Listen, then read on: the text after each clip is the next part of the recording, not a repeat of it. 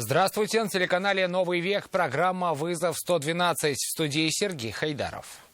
И сегодня мы покажем последствия крупной аварии в поселке Царицыно. Погибли 2 человека.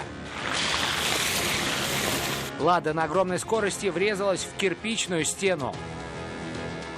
Расскажем, чем привлек мужчина в стоящем автомобиле внимание автоинспекторов.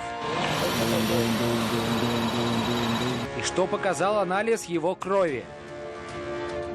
А также хотели перешутить пародиста. Люди шутят, наверное, какие-нибудь там артисты, кого ты пародируешь, кого ты обижаешь. Из-за анонимного звонка сообщением о бомбе эвакуировали концертный зал. Это и не только прямо сейчас.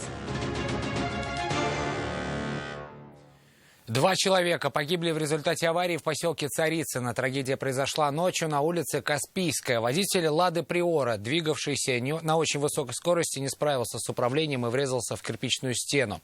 Он и пассажир «Лады» скончались на месте аварии до приезда врача. Айрат Назипов с места трагедии.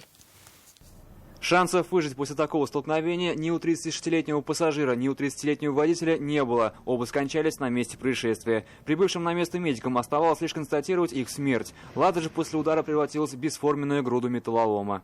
По предварительной версии, автомобиль двигался на очень большой скорости по улице Каспийской. Водитель не справился с управлением и въехал в кирпичное здание.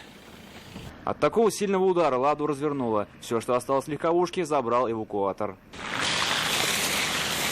Эту машину за несколько минут до аварии пытались остановить автоинспекторы, но водитель только сильнее нажал на газ. Уходя от преследования, он разогнался до 140 км в час. На этой скорости он не справился с управлением и врезался в кирпичную стену. Всю картину произошедшего еще только предстоит установить. Айрат Назипов, Наиль Абдуллин, «Вызов 112». 64-летний мужчина скончался после того, как был сбит «Лексусом» на улице Мавлютова в вечерний час пик. Как установили инспекторы, он перебегал дорогу слева направо в неположенном месте. Среагировать на появление человека на проезжей части 25-летний водитель иномарки не успел и сбил пешехода. Пострадавший получил закрытую травму грудной клетки, множественные закрытые переломы ребер, ушиб сердца, закрытую травму живота, закрытую черепно-мозговую травму и ушиб головного мозга. Его госпитализировали, но сделать врачи ничего не смогли, он скончался в больнице. Водителя бензовоза, устроившего смертельное ДТП на улице Динамо, задержали накануне около 6 часов вечера. Напомним, трагедия произошла в среду ранним утром. Полуприцеп грузовика занесло на встречную полосу, и он протаранил старенький Volkswagen Golf, в который, в свою очередь, сзади врезалась «Газель». 61-летний водитель легковушки погиб на месте. Бензовоз с места происшествия уехал, не останавливаясь. Выяснилось, что в начале марта предполагаемый виновник, 36-летний мужчина, был лишен водительского удостоверения за вождение в пьяном виде. Сейчас решается вопрос о возбуждении в отношении него уголовного дела. Водитель «Лады Гранта», стоя на месте, привлек к себе внимание автоинспекторов на улице Декабристов. По рассказам очевидцев, мужчина якобы находился в запертом автомобиле, припаркованном прямо на проезжей части. Открыть двери не могли ни сотрудники ГИБДД, ни врачи скорой помощи. Сам мужчина отрицал, что пьяный, с радостью согласился пройти экспресс-тест на алкоголь. О его результатах расскажет Илья Хайрудинова. А за что остановили вас? То, что остановился в 3-м году. Водитель «Лады Гранта» не понимал, чем вызвал такое повышенное внимание со стороны автоинспекторов. Зачем его проверяли на наличие алкоголя в крови, осталось для него загадкой. Хотя, по рассказам очевидцев, свой автомобиль мужчина припарковал прямо на проезжей части. Сотрудники ГИБДД вместе с работниками скорой помощи попытались вытащить водителя из запертого автомобиля, хотя это мужчина категорически отрицал. Мы говорили, якобы что-то они открывали дверь, как будто бы нет, сотрудникам или что-то такое было? Конечно. Такого ничего не было. Инспекторы посчитали, что мужчина может быть не трезв, и поэтому предложили ему пройти экспресс-тест на алкоголь, на что он согласился. Прибор показал, что алкоголь водитель не употреблял. Однако, увидев признаки опьянения, инспекторы предложили ему проехать в медучреждение для сдачи более детальных анализов. Отказывать им в этом предложении водитель не стал. И уже медики выявили в крови мужчины наличие наркотических средств. Алия Хайрудинова, Айрат Назипов, Наиль Абдуллин, «Вызов 112». На улице 2-я Староаракчинская сгорел ларек. К приезду огнеборцев маленькое помещение было полностью охвачено огнем. Пожарные оперативно справились с пламенем, однако киоск выгорел дотла. Пострадавших нет. Что стало причиной возгорания, выясняют пожарные дознаватели. Дело о доведении до самоубийства 25-летней девушки начали рассматривать в авиастроительном суде Казани. На скамье подсудимых 27-летний Виталий Прохоров, бывший молодой человек погибший. По версии следствия, он на 10-м этаже в квартире дома на улице Лукина незаконно удерживал девушку, требуя у нее деньги и изводя морально. Выйти через дверь она не могла. Ее нашли под окнами. Полученные травмы были несовместимы с жизнью. Сам подсудимый вины своей не признает. О каких деньгах шла речь и что обвиняемый рассказал в зале суда, знает Нафиса Минязова. Подсудимый 27-летний Виталий Прохоров был явно не рад журналистам. Адвокат заранее подготовил своего подзащитного по четко сформулированной фразе. Он отвечал на все вопросы. Вину признаете или нет?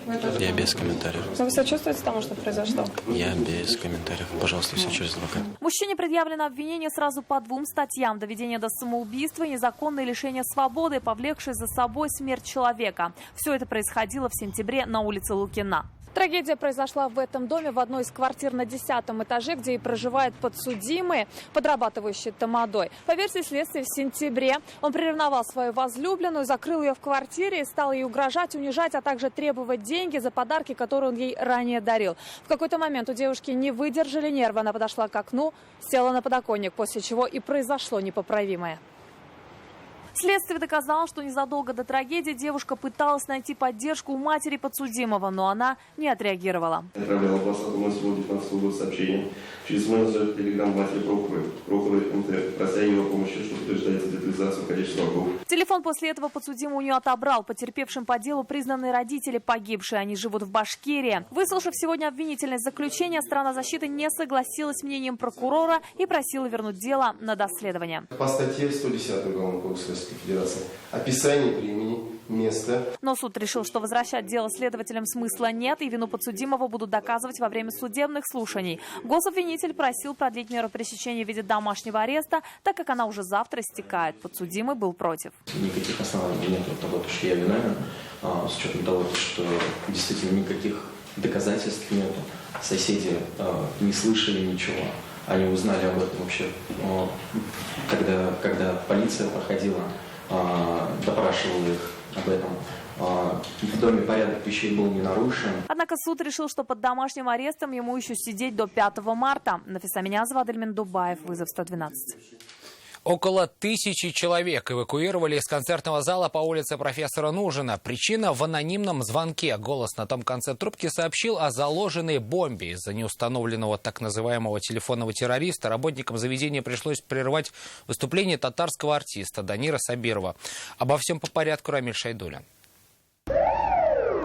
К концертному залу стянулись едва ли не все экстренные службы города. Такой интерес вызвало не столько выступление в зале, сколько анонимный звонок с сообщением о бомбе. Он поступил во время антракта. По этой причине сложности с эвакуацией не возникло. Паники и давки не было.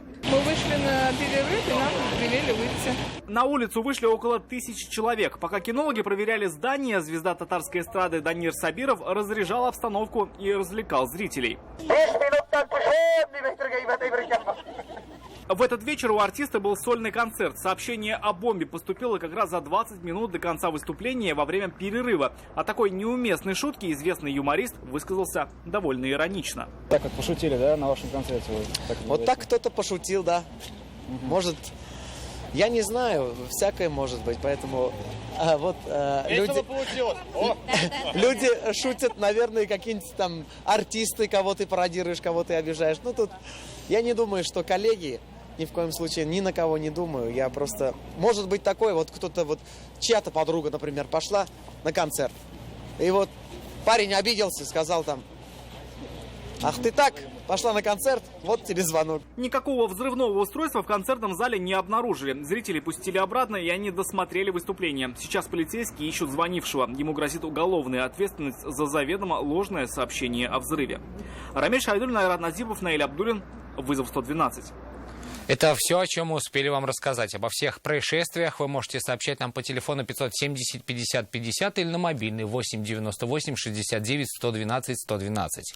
Это можно сделать и в наших группах в социальных сетях. Туда же можно присылать и снятое вами видео. В студии был Сергей Хайдаров. До встречи. И не бросайте вызов судьбе. Вдруг она его примет.